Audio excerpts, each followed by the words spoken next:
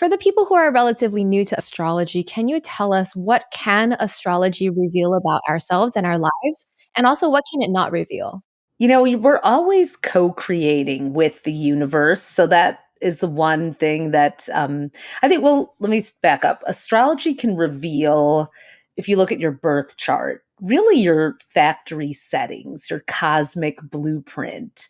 Where are you going to come into this life as a soul, being naturally, talented or gifted or have ease with certain things? And where are you going to hit some stumbling blocks, which we do believe are an opportunity to grow and an opportunity to expand? We don't come in here to just coast down. Very few people, at least, come in to just like coast through life. I'm sure there are some, but our souls are here to grow, and your astrological chart is a map for that. It could really help with timing as well. When's a good time to do this, when's not. But what it can't do is maybe tell you how to do every single thing down to the exact detail, because we're also part of a collective. Other people are, doing what they're doing and responding to the planets in their way. And we do have free will, we believe. So it's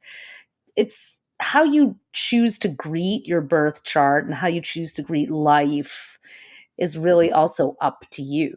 You can take the red pill or the blue pill, I guess, if you want. Can you give us an example of how you have used your birth chart to guide your life? Oh, in so many ways. From moving to, well, actually, I didn't think I was going to have kids. And then I wrote the Sagittarius horoscope for January 2010. It was I think January 17th that Jupiter, the planet of luck and growth, would go into the fourth house of motherhood for Sagittarius, my sign. So I had written, you may have a positive pregnancy test or something like that. Didn't expect that I was going to that day.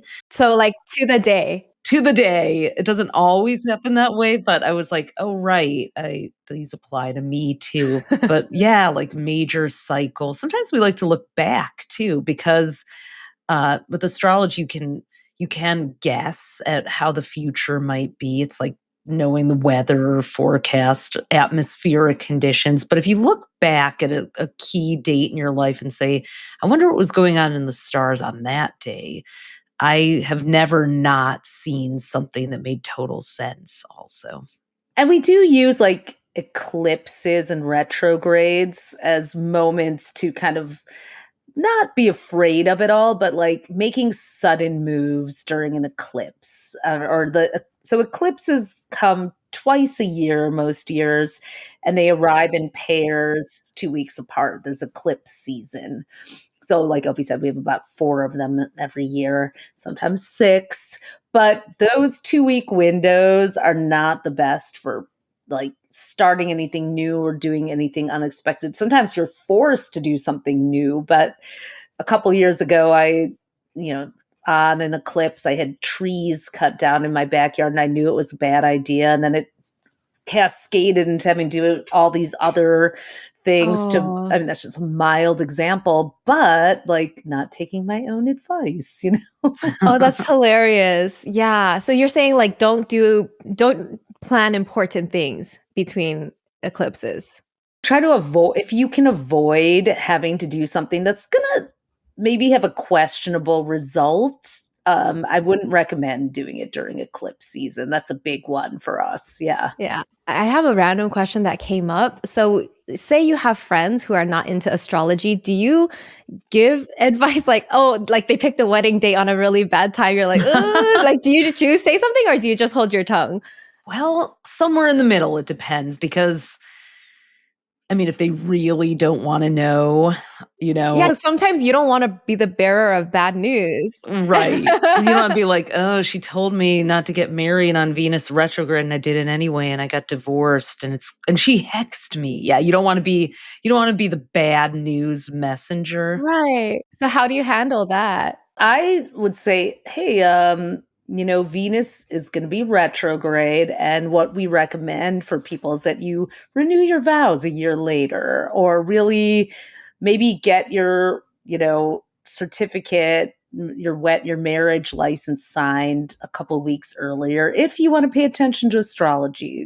Just give them the little bit of Oh, so you do say something, but just a soft a nudge. softer one, because you don't want to make Yes. people panic. It's not like they're going to get divorced just because they, married then. I got asked about someone having a facelift during Mercury retrograde. I'll get surgery questions, and I really do dread those because I'm like, oh God, that is a lot of responsibility. So she's like, just make sure that you trust the person and did the research. And, it is it's a weighty responsibility sometimes to be an astrologer, because people are like, they know something I don't know. I better ask them. And then you're like, oh boy. Do you ever give your friends advice? I do sometimes, but at the other times, I'm like, oh, should I hold my tongue? Because I don't want to say something negative to affect them. They've already booked everything. Right. Better luck with your second marriage. Oh no, we won't say that, right? Another question I have is, what is one of the biggest misconceptions that people have about astrology? I think that it's the same thing as being like a fortune teller, or definitely intuition involved in being a great astrologer. But it is something that really anyone can learn. Of course, anyone can learn how to be a psychic, probably too, if they work at it. But astrology is a lot easier. It's a system. There's 4 parts to it. There's planets, signs, houses, and the aspects, the angle between them. And once you learn the components and the pieces of it, it just starts talking to you. And it's much more accessible, I think, than a lot of other systems, including, tarot is also a bit like that. It has like a complex system, but also one that you can learn. And once you start to get the numerology and the cups and swords, so I think anyone can learn it and start to see the patterns and not necessarily have to be psychic to know it. Then there's a misconception from the non-astrology world of people who call themselves skeptics, but really aren't skeptics. They're more cynics. They're like, I don't believe in this stuff. So there's the misconception that astrology and astronomy are the same. They're cousins, but Western astrology or tropical astrology is based on the seasons, not the actual positions of the constellations. So people will try to debunk it and think that they're telling you something and it's not even accurate. Like the constellation have moved. Yes, we know that. It hasn't changed. Your zodiac sign has not changed as a result. There's no 13th sign, any of that stuff. So that'll float up every now and then. Yeah. Oh yeah, Mhm. that's definitely a big misconception. I've heard that too. So you're saying that the current, like Western astrology that you work with, is not based on the actual constellations in the sky. Like they're based on the Exactly. seasons. It's kind of like when astrology was invented, those were the constellations in the sky for those seasons, right? Yeah. Right.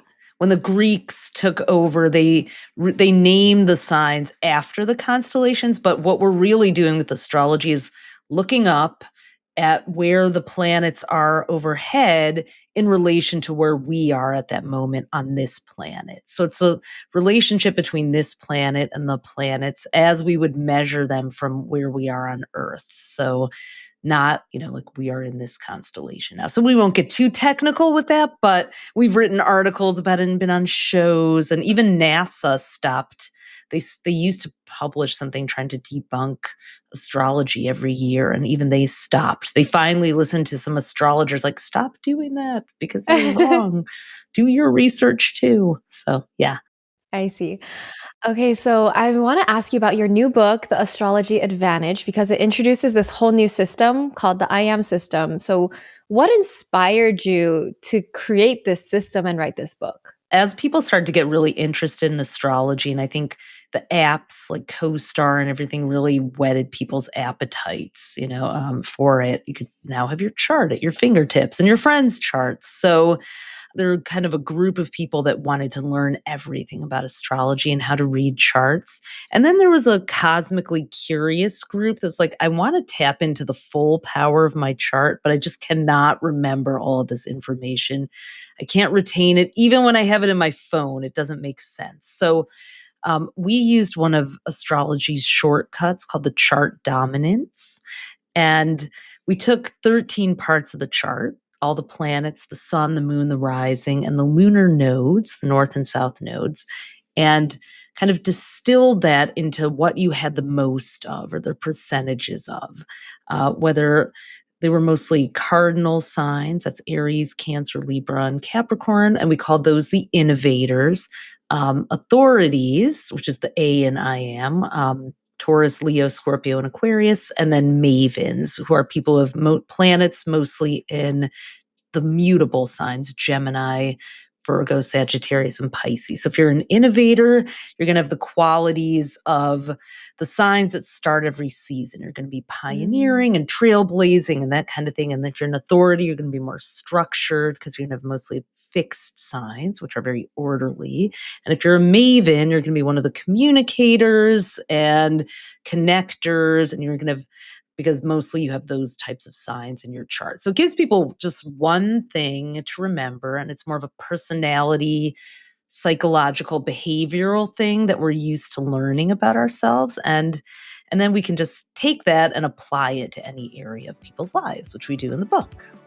Oh, that's so fun. So I get it. You've like simplified it by grouping people into these 3 categories. But in reality, everyone has like maybe a mix of all 3. Everyone has a mix. Some people have none of one of them. I have seen. I see. Rarely, Yeah. though.